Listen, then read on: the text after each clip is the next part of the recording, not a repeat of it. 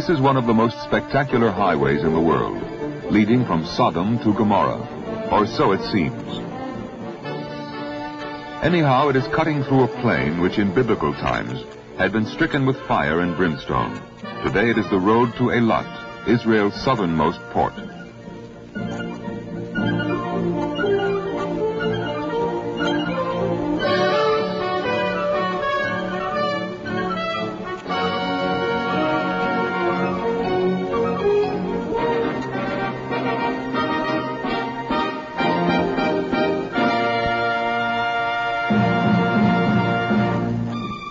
Mile after mile of sandy wastes and eroded soil, part of a rift which extends from the Dead Sea to the Red Sea.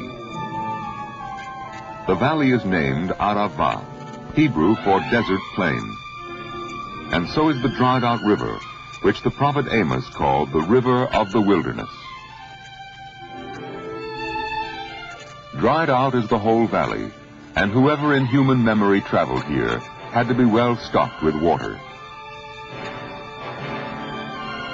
The transformation of this wasteland into a chain of flourishing communities is one of the historic tasks confronting the present generation of the people of Israel.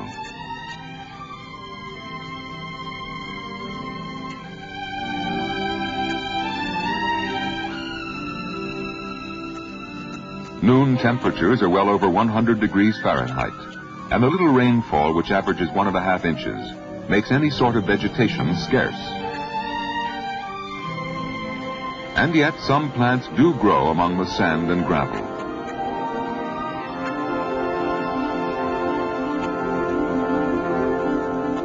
This tree, the oldest one in Israel, a jujube tree, is a forest unto itself. It has seen the changes of time and history. Armies conquered and conquering past its foliage.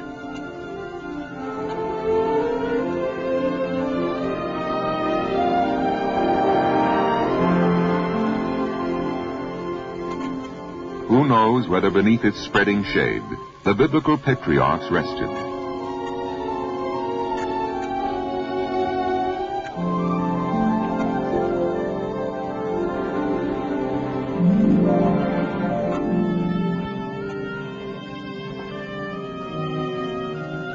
There is a strange rock formation known as the Pillars of Solomon. Erosion has cut the cliff into 5 giant half columns.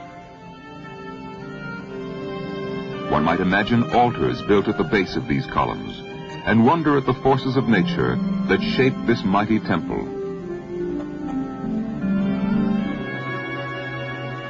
Research among the early Iron Age sites of the Arava indicate that people lived here back in the 13th and 12th century before the present era. During their wandering toward Canaan, the Israelites stopped at several places in the Arava. The Queen of Sheba made this part of her 200-mile journey to Jerusalem with a great camel caravan, laden with gold, precious stones, and spices.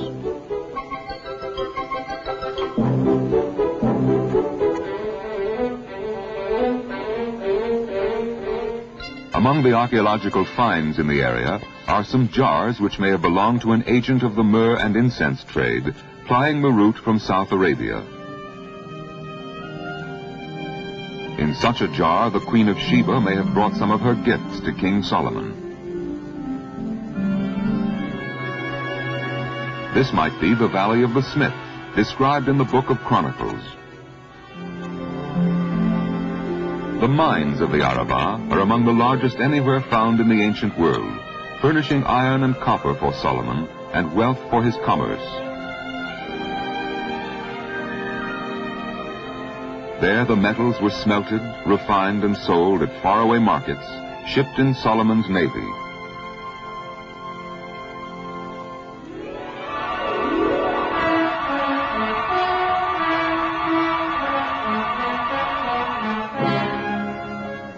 In 1957, some Jewish pioneers pitched their tent some 26 miles north of Eilat, not knowing whether their experiment would survive even one season. They started to work the soil, which was covered by a salt layer, and below the crust they found good, loose soil.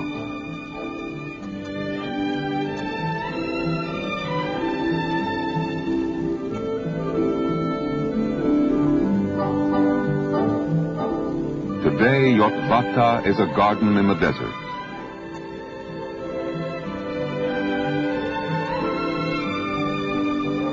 Seventy of its children were born in the settlement.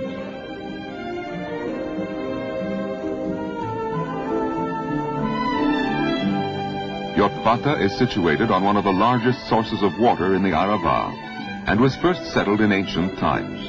It is mentioned in the Bible as one of the resting places of the children of Israel on their journey to the Promised Land.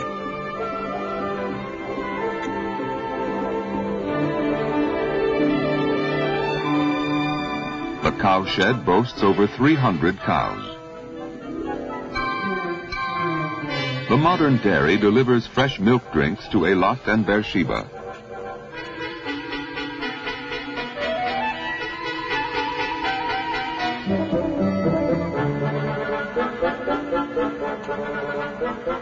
The vast, empty expanse of the Arava is a challenge. It must be linked to the body of Israel by a living chain of settlements, and a huge area so far barred to agriculture must be opened up.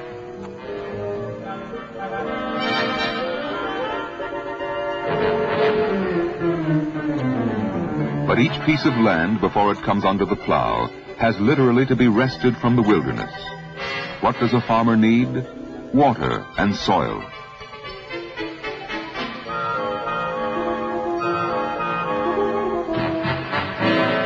Water has been dug in various places. Though some of the wells are brackish and do not yield drinking water, they are useful enough for irrigation.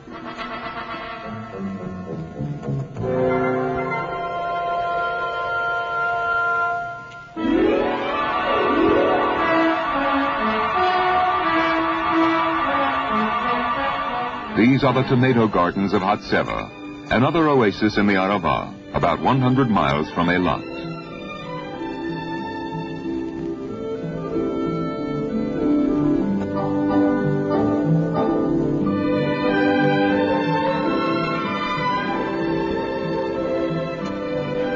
Here the age-old drama between man and nature is being repeated again.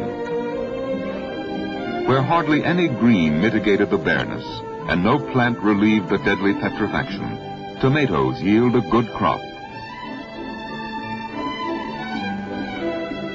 The lonely spaces of the desert can be conquered. The very earth can be built and renewed.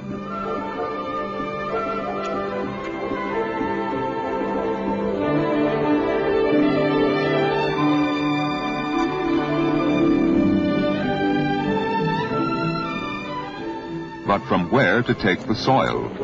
It is being lifted from under the layer of sand and taken across a distance of half a mile.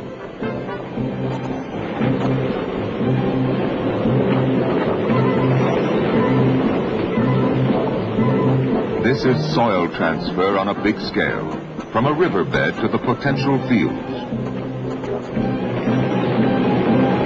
Some 150,000 cubic meters of earth are being moved for a twofold purpose.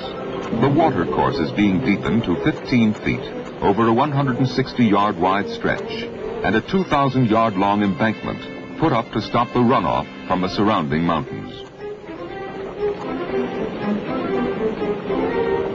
At the same time, the good soil that is scooped up is being deposited half a meter thick on the sterile desert crust. This operation is being carried out by Israel's land development agency, the Keren Kayemet, which provides the know-how, the experts, the machines.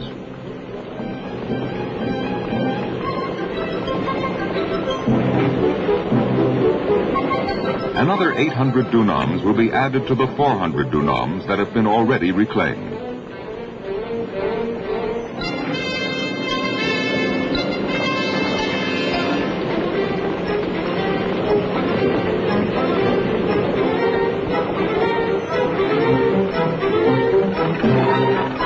In some places, the soil is deep enough that plowing is possible to a depth of 6 feet.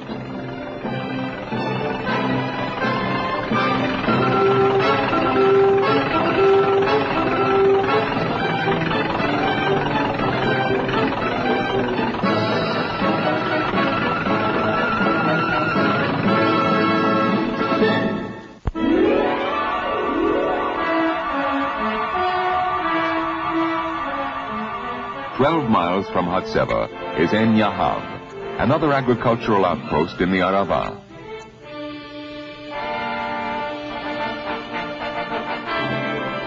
The hostile Jordan frontier is only a little more than half a mile distant. In Roman times, this place served as a trading post, and later on, pilgrims used it as a caravan station on the way from Damascus to Mecca.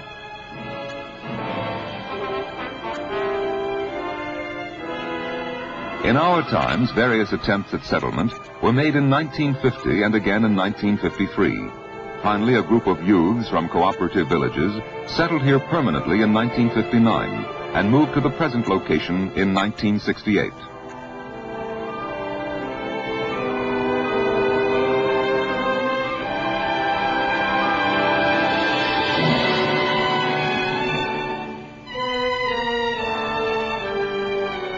Nearby is Rachel's Spring, one of the ancient watering places.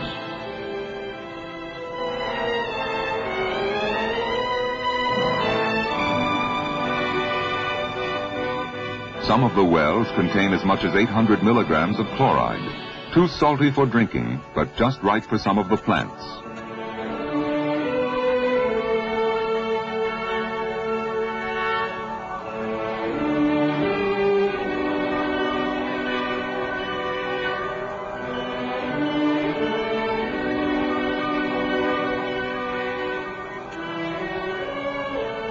Day and night, this water is being pumped through plastic hoses to a 200 dunam date plantation.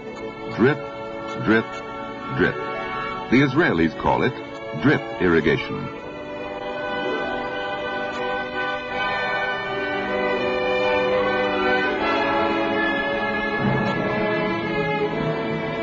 Date palms seem to like brackish water. The saltier the water, the sweeter the fruit.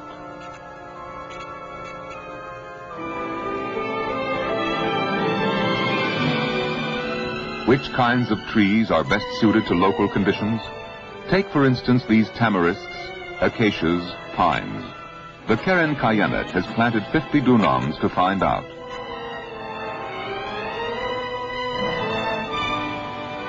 At the same time, the trees serve as a screen against sandstorms and give shelter to birds.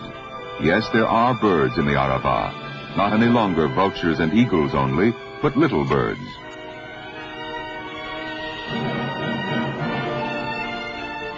Ein Yahav is full of surprises. It even has a little zoo, stocked with local fauna.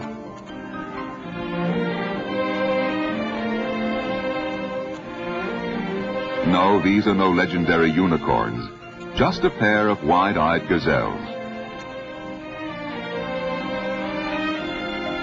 If you ever thought that a desert is no place for a museum, you have not counted on Ein Yahav. Take your choice: fossils, petrified wasps, hyena footprints embedded in stone, and skeletal remains of giants of another age.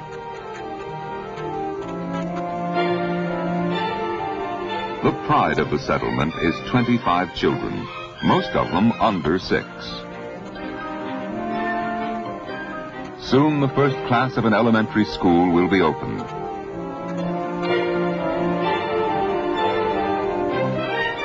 Another island of civilization in an ocean of wilderness, a man-made oasis.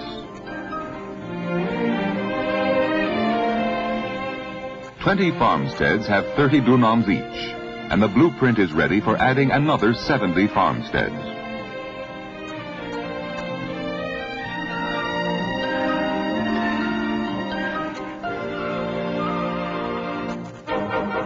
Ten miles further south, a dangerous gap is being closed. This is the point which the Egyptians and Jordanians before the Six-Day War planned to be their meeting place.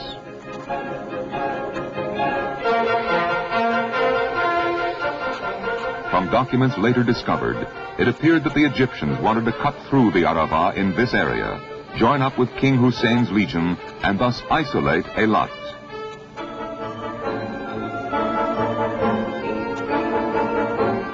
Instead of tanks, plows have now begun operating, and another settlement is being set up here.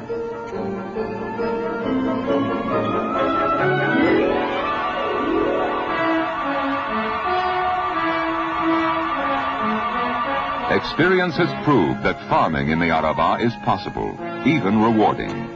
Grofit is another such success story.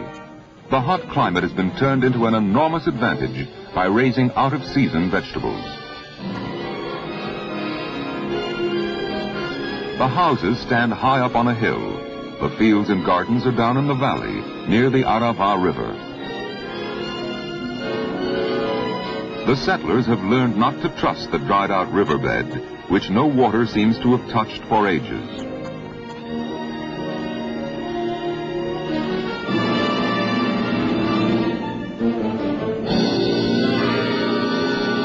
A dam is being built by the Kayemet to protect the crops from flash floods rushing down unsuspectedly on any winter's day.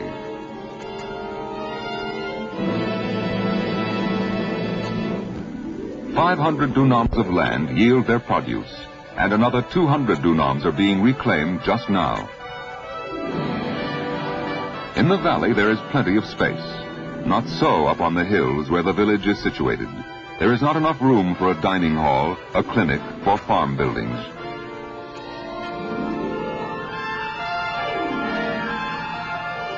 What to do? The answer, move the mountain, at least the top.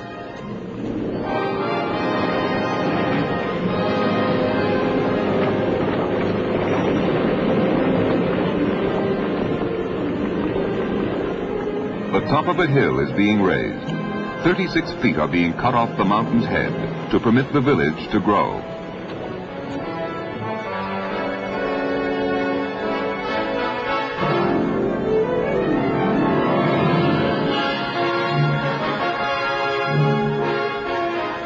Over 100,000 cubic meters of earth had to be cleared by the Kayemet in this earth-moving operation.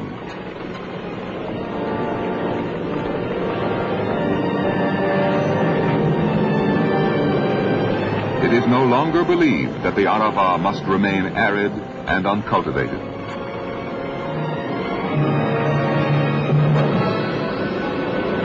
More settlements are to go up. More tracts of land will be reclaimed.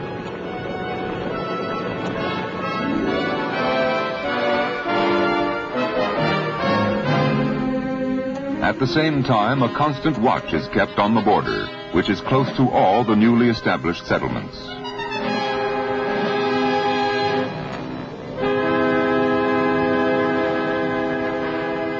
From beyond the border comes still the threat of violence and hostility.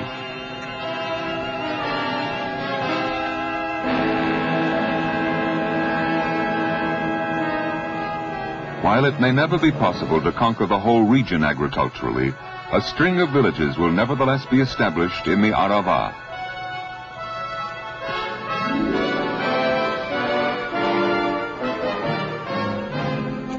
A new generation of Israelis is trying to reclaim this land, which has lain desolate for thousands of years.